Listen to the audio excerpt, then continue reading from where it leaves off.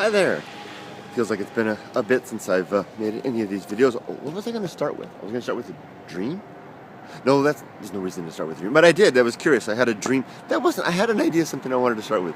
But I had a dream. I never remember my dreams. I had a vivid dream last night that was the weirdest thing. And but it's not worth recounting. So, how's that for giving nothing and something at the same time? There was something else, but let's just go ahead and move on with what I was going to talk about. See, when I don't make a couple of videos for a day, my mind gets all confused, and it's a bit of a confusing time, and a bit of a turbulent time. While at the same time, kind of sedate in a way. It's kind of like waiting for something momentous to happen, and you're sitting there, you're like waiting for a storm to arrive. You have a storm warning. That happened to me years ago when I was living on the beach, and I was up in Humboldt County, and I was the caretaker of Moonstone Beach, and we had a tsunami warning, a rare thing on the west coast of the United States.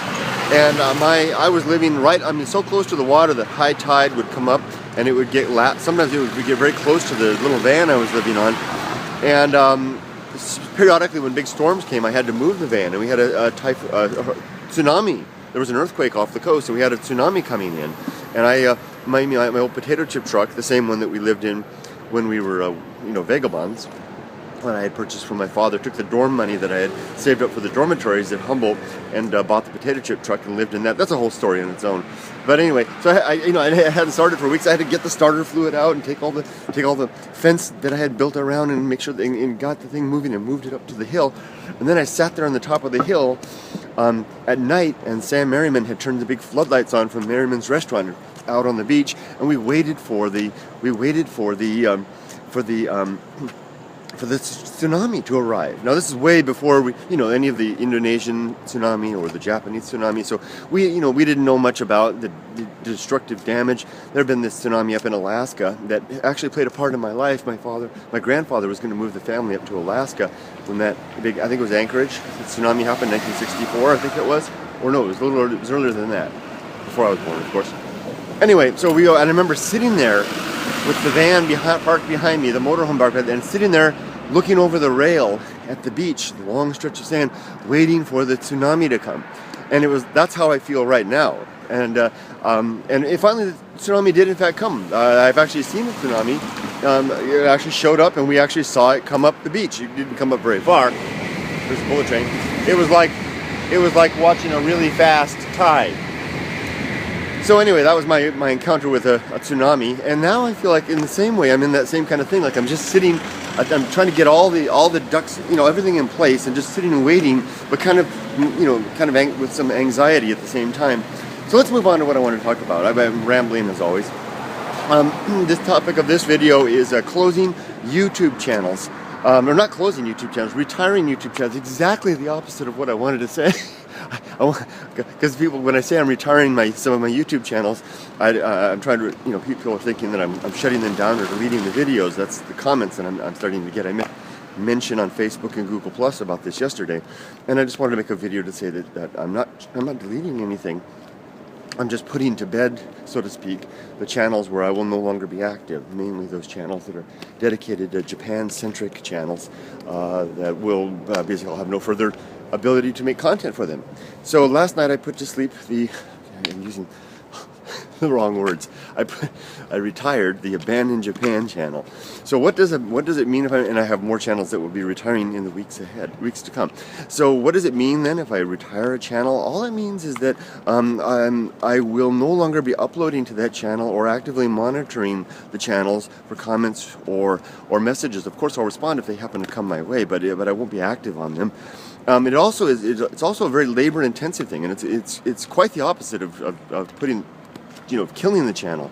In fact, it's a very time-consuming process. It took me several months to prepare the Abandoned Japan channel for retirement, because what I have to do is go through first you go through in the channel homepage, make sure that's all nice and prettied up, make sure all the links work and everything's good, the descriptions are there, and then you have to go through and, at least this is what I do, I go through each and every video in the entire channel and add, make sure that the title is right, go through, make sure that the descriptions are correct, that all the links are correct in the descriptions, make sure that the tags are up to date, and that I can have appropriate tags.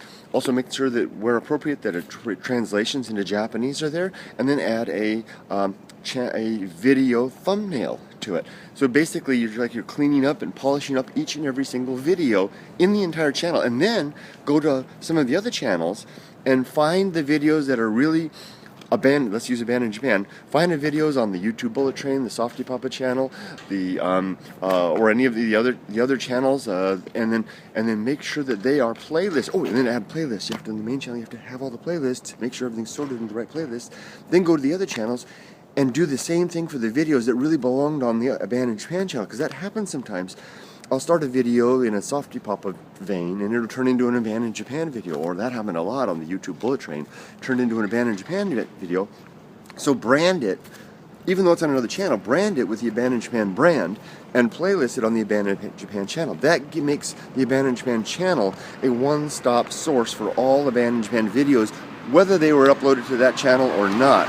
So in a way, it's a consolidation and it's an archiving and a record-keeping process at the same time, and it's labor-intensive. I mean, every spare moment that I have, I'm on the computer doing these things. I've been doing that for months on the Abandoned Japan channel. It's done now. I finished that last night. Next up is the LylesBrother channel, which I've actually been working on that as well. I won't be long. I've been working on that for actually since the fall.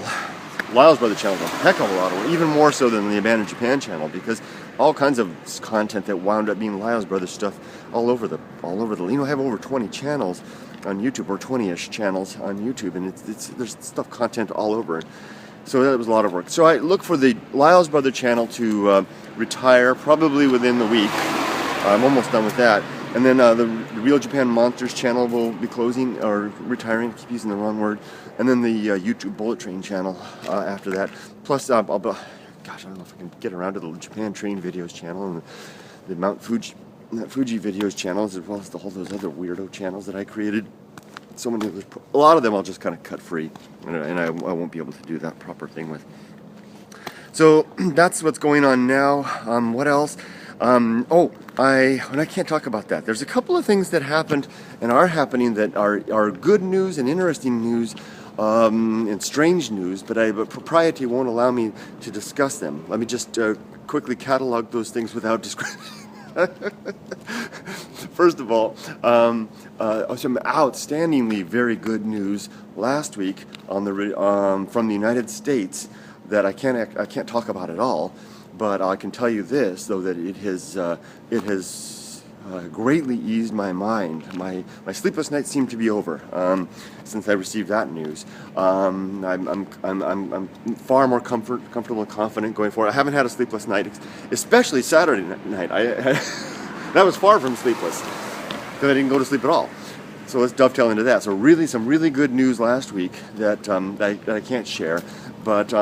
And then some really weird events over the weekend that I can't share because I promised. But I'll just tell you this: for the first time since I was a teenager, I actually stayed up all night and wound up walking home as the sun rose. And I had a night that I'll never forget.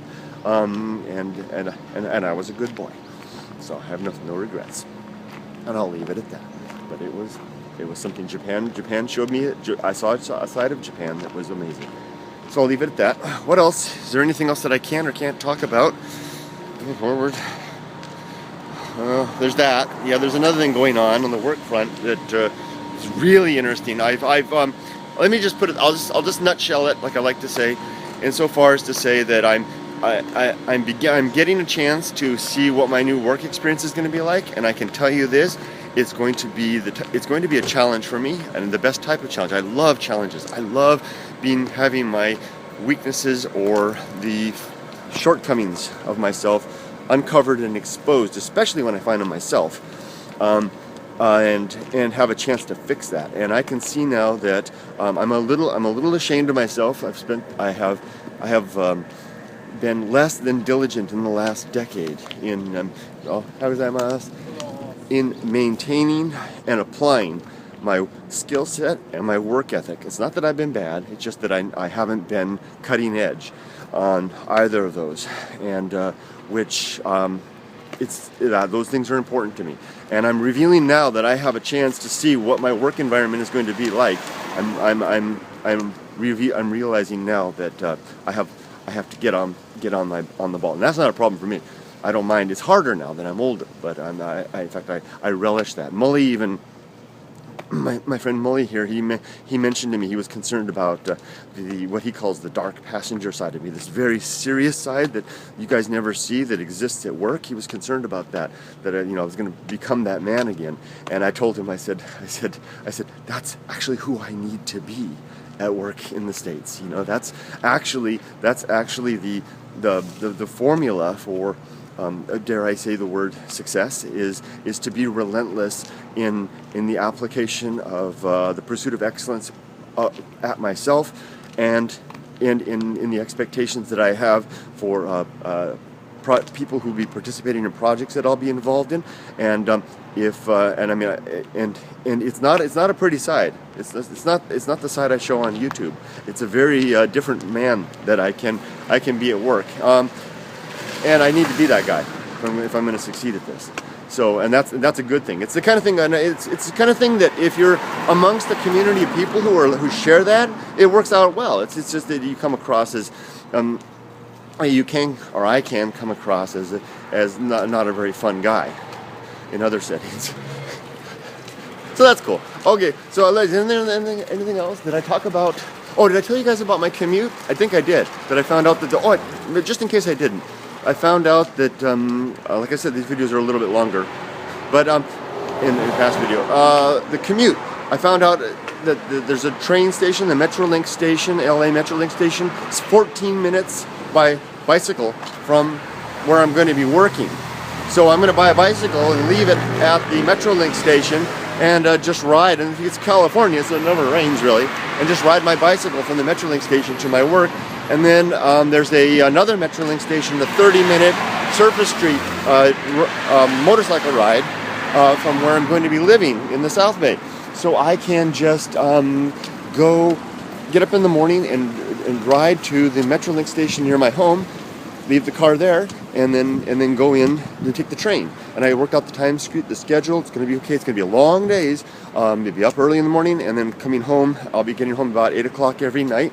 But I'll be instead of sitting in traffic, I'll be sitting on the train. And it looks like the place that I'm going to be working has some program for supporting folks who are choosing to do public transportation as opposed to sitting on the freeways. So that might be helpful as well. And it looks like no freeway driving for me because I'll be able to stay off that 91 freeway, notoriously is noted as the worst freeway in the United States.